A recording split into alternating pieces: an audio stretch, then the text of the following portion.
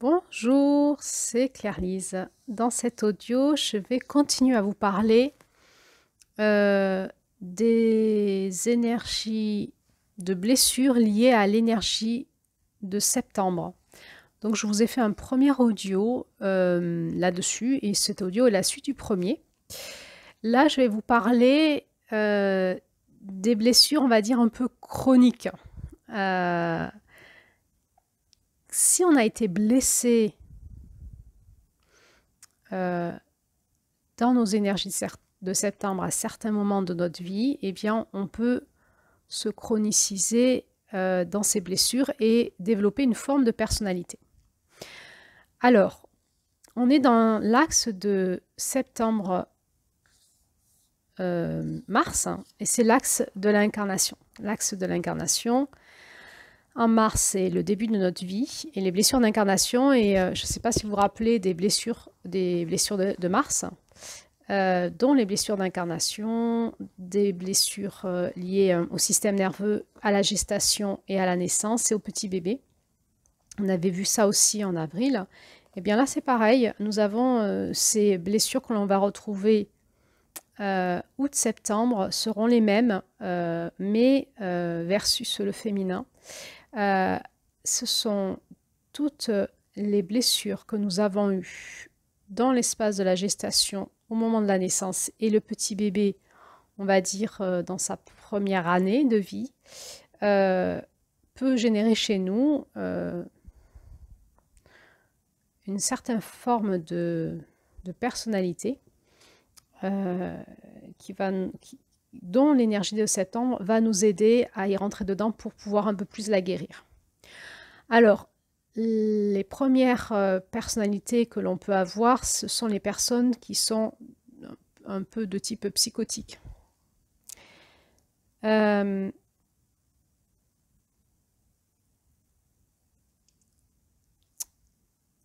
est dans l'énergie du vulnérable, du bébé qui a été un peu défoncé. Un peu ou beaucoup. Par quoi? Par des traumas.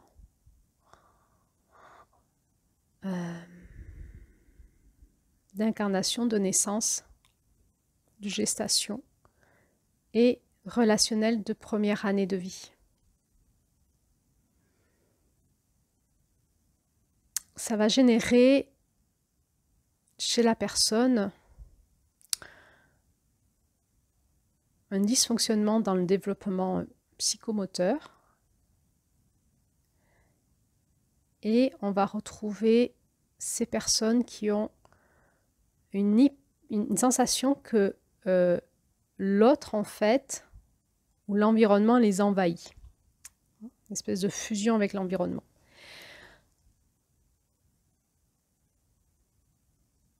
Là, on est vraiment dans l'énergie du féminin, de cette hypersensibilité très ouverte. Et ouverte là par traumatisme, qu'il faudra apprendre à les traiter et refermer petit à petit.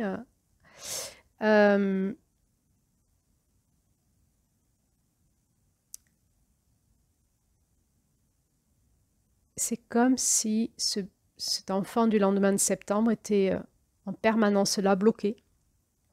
Il ne pouvait pas grandir. Alors, je ne vais pas m'étendre sur tout ce qui est les syndromes psychotiques, mais on va aussi retrouver les personnalités borderline. Je vous en avais déjà parlé en août. Hein. On est dans la suite des blessures d'août. Ça va faire suite les blessures de septembre. C'est un peu la même chose puisqu'on va retrouver chez le bébé qui naît, s'il a eu des traumatismes de matrice, on va les retrouver aussi chez lui quand il est tout petit et ça va continuer à se développer puisque cette première année de vie, c'est là où il se développe au niveau psychomoteur. On va retrouver des dysfonctionnements de développement qui sont des fois dus à des problématiques de matrice en fait. Hein. La personnalité borderline, c'est la personnalité qui a un pied dans la mort, un pied dans la vie, un pied dans l'intangible, un pied dans le tangible, et qui est comme ça sur le fil en permanence. Donc un une structure un peu psychotique et névrotique.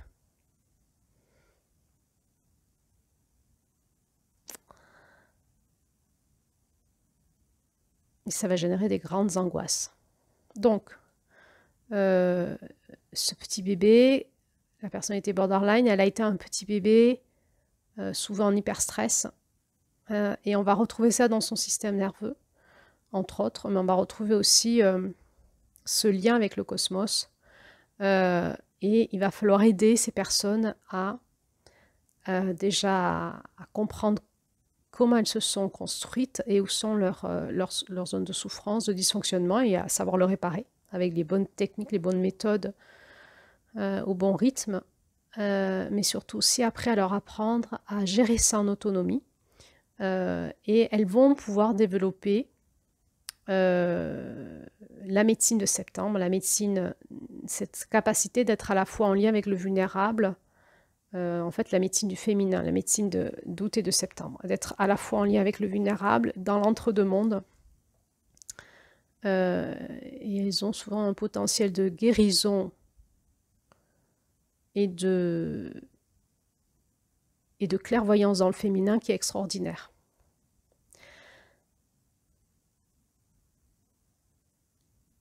On va retrouver tout ce qui est les personnes neuroatypiques.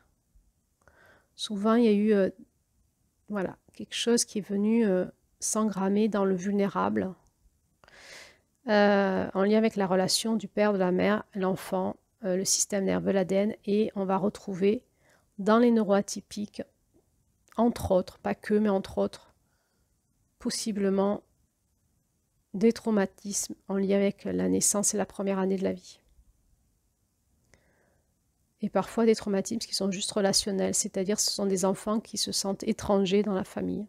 Ils ne fonctionnent pas comme les autres. Et il y a une difficulté d'être en relation, justement, et d'être compris.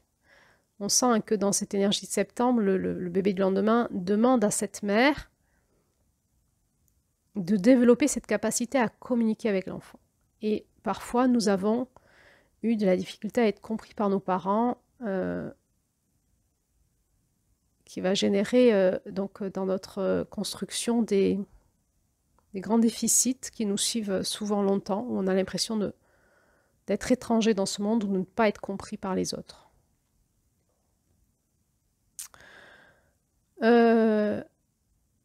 On va retrouver, donc évidemment c'est en lien avec toutes les mémoires du bébé et de la relation à la mère et au père. Donc on est toujours dans ce masculin-féminin bébé et en lien avec le destin, en lien avec l'Oranda.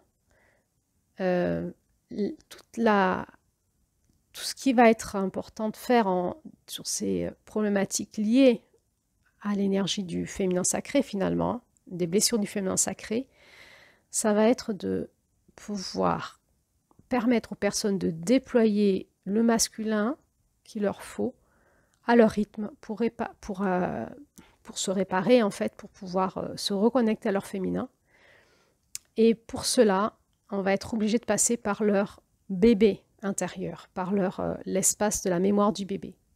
Ça va être une clé, une porte qui va nous aider à comprendre les traumatismes et ça va nous ramener toujours aussi au traumatisme février, mars, avril. Ce sont des espaces où on peut retravailler les réflexes archaïques, toutes les techniques qui nous aident à travailler tous les traumatismes neurologiques archaïques, les régressions de conscience. On peut travailler sur l'ostéocrânien, les fascias,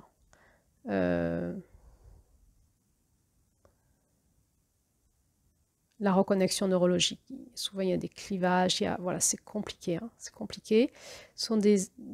Le féminin sacré comme ça, mais dans des espaces de grande insécurité, du vulnérable, en lien avec le père, la mère, la terre, l'incarnation, le ciel, la vie. Et donc, ça demande la capacité d'aller retraverser ces insécurités profondes pour pouvoir les réinformer. Et pour cela, il faut être accompagné par des professionnels compétents qui savent aller avec nous dans ces espaces d'ultra vulnérabilité, d'ultra stress, qui sont ultra protégés jusqu'à notre guérison, et ça prend du temps. Ça, c'est possible, ça se fait, ça prend du temps. Quand je dis du temps, souvent ce sont des années de thérapie, tranquille. On va retrouver les personnes hypersensibles. Pareil, l'hypersensibilité, souvent, on va retrouver la neuroatypie. Et cette hypersensibilité qui va jusqu'à même ressentir une hypersensibilité cosmique. Donc, on n'est pas vraiment dans de la psychose, en réalité, chez ces personnes-là, même si c'est parfois difficile de pouvoir l'exprimer à des médecins ou même à des thérapeutes. Mais il y a certaines hypersensibilités où les personnes, quand elles vont dans leur corps, en régression de conscience, en hypnose, en EMDR, EFT, etc., elles ont accès à des informations de leur âme et des informations cosmiques. Alors ça peut être karmique, mais cosmique, où elles se sentent en lien avec certaines fréquences du cosmos, et c'est compliqué pour elles à rationaliser et à ramener sur Terre et à dire à quelqu'un et à en faire quelque chose, en fait. On sent bien qu'on est vraiment, ce féminin en nous, il est multidimensionnel. Et c'est vraiment l'espace dans notre féminin qui nous relie à la mère divine, c'est-à-dire à la source de toute chose, de toute éternité, d'où on vient et où on retourne, la matrice divine, et en même temps, en lien avec notre propre matrice, notre mère et notre propre corps et notre propre féminin sacré à nous, dans lequel on peut se lever en toute sécurité pour pouvoir finalement de cet espace-là, en sécurité dans les bras de notre féminin sacré, de notre mère sacrée intérieure, d'aller voir tout cet espace du vulnérable, de notre bébé, de notre âme, et pouvoir avec ce masculin cosmique et sacré, le nôtre, donc pouvoir aller traiter toutes ces blessures pour pouvoir revenir dans cette énergie saine, sacrée de notre féminin guéri. Et on sent que quand on est connecté à notre féminin sacré, je ne sais pas si je peux dire ça, notre féminin blessé qui appelle pour redevenir un peu plus sain et un jour sacré, c'est l'espace quand même où on est assez relié à une forme de porosité, où on est un peu relié au grand tout, et on se sent très très interconnecté entre nous et à plus grand que nous, et donc ça fait cette sensation quand on va dans notre corps qu'on peut se sentir envahi par nos proches, par l'environnement ou par même les énergies cosmiques. Et il va y avoir un besoin à ce moment-là, de retravailler Mars, l'identité individuelle, la séparation, février-mars. Remettre du masculin qui sépare, qui redonne une identité propre et une protection pour que ce féminin puisse se déployer en toute sécurité. De toute façon, on ne guérit jamais le féminin sans le masculin. C'est le masculin qui vient guérir le féminin. C'est comme ça. Et toujours, quand il y a des souffrances dans le féminin, c'est qu'il faut aller guérir le masculin. J'ai envie de dire, quelque part comme ça, c'est que le féminin blessé, presque ça n'existe pas. Au fin fond du féminin, il y a le féminin divin qui est là et qui de toute éternité sera là, et qui est inviolable, intouchable, etc. Et tout ce qui est blessé au-dessus, c'est souvent des blessures du masculin. Donc il y a vraiment cette quête du masculin blessé à retourner vers son féminin sacré, et dans cette rencontre, plus le féminin et le masculin se rencontrent, plus des guérisons se font. Et plus le féminin va pouvoir exprimer sa puissance.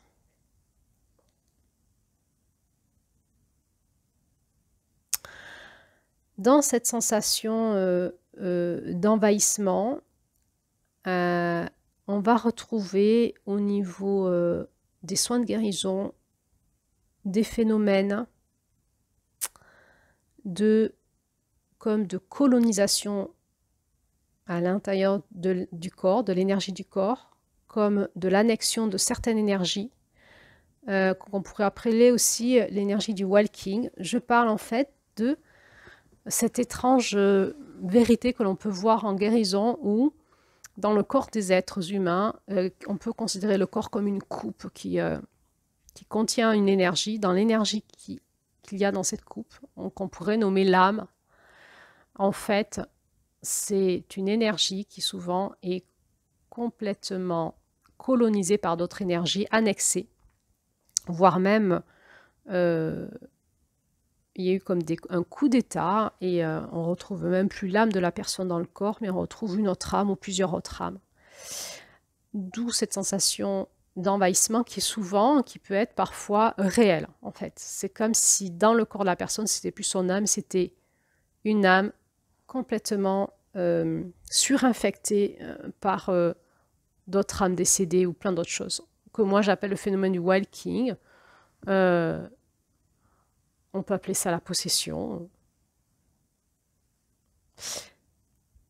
Quand on se met dans l'espace de notre féminin ou du féminin des patients, pour moi, quand je me mets dans des soins du féminin sacré, quelle est ma posture? Je vais aller chercher en eux, dans l'énergie, dans la sensation avec mon propre féminin, leur espace où il y a cette matrice sacrée en eux qui contient tout, il y a toute la tranquillité, cet espace de cocon qui contient, voilà, qui dit je suis là, t'inquiète pas, je resterai avec toi, quoi qu'il arrive. Et là, c'est comme si je pouvais faire monter en fréquence la lumière de la conscience et je regarde en fait et on peut vraiment s'apercevoir comme si la coupe de la personne était remplie d'une énergie très très sale. Donc on a deux façons de faire des soins, soit la façon masculine comme de partir, le guerrier de lumière qui part, qui va libérer, nettoyer, enlever. La façon féminine, elle est vraiment dans l'accueil. Il n'y a rien à faire que de juste montrer au masculin ça. Regarde mon bébé. Hein? C'est comme si ce qui était dans la coupe, cette énergie, cette âme, c'est comme si c'était mon bébé intérieur, dire regarde mon bébé va mal. Et laisser faire ce masculin sacré venir faire lui-même les soins. C'est quoi le masculin sacré quand on est versus féminin? Eh bien, c'est le complémentaire de mon féminin, donc qui est bien plus grand que ce que je peux m'imaginer et qui souvent est sur plein de fréquences différentes cosmiques avec plein de choses qui viennent en fait. Et on est un petit peu quand même dans l'énergie de juin où finalement on n'a qu'à, dans cette, je ne sais pas si vous vous souvenez, dans le conte de juin, la Luciole, là, quand elle était dans le monde du coyote, elle n'avait qu'une chose à faire, c'était à monter en fréquence de lumière et laisser les étoiles sœurs cosmiques venir s'occuper du coyote. Eh bien, c'est un peu pareil, quand on fait des soins versus féminin, on peut juste se caler sur la fréquence de la vie et de l'amour de la personne et observer tout ce qui pollue dans son âme, dans son être. Alors, on va retrouver l'énergie cellulaire, enfin, c'est très complexe en fait. Donc, du coup, je fais des raccourcis en disant ce qui est à l'intérieur de sa coupe, là, cette énergie, et on peut juste éclairer ça et appeler le masculin sacré et laisser faire les soins. Et il va y avoir un processus de nettoyage qui va se mettre en route et de libération. C'est très puissant. Et là, on est dans la puissance du féminin. La puissance du féminin, il n'y a rien à faire. Il y a juste à accueillir et à contenir. C'est le masculin qui fait tout. C'est s'en remettre à la grâce divine, à la puissance du cosmos, à la puissance du grand mystère. Et juste nous, à être dans ce contenant qui contient quelque chose. Voilà. Donc, on peut être en lien avec des personnes, effectivement, qui ont eu des traumatismes de matrice, de naissance, et qui ont comme des champs vibratoires énergétiques tout morcelés, un espace de protection énergétique et vibratoire qui ne fonctionne pas bien, avec des fuites, des choses complexes dans leur énergie, et effectivement, ils sont complètement envahis. Il va falloir beaucoup dégager, libérer, faire des soins énergétiques, vibratoires et des soins à l'âme pour réinstaller ça dans le corps. Quelque part, faire des soins à la mère, au père et à l'enfant. À la mère intérieure, au féminin sacré, au père intérieur, au masculin sacré et à l'enfant intérieur, qui c'était vraiment cette énergie aussi de septembre.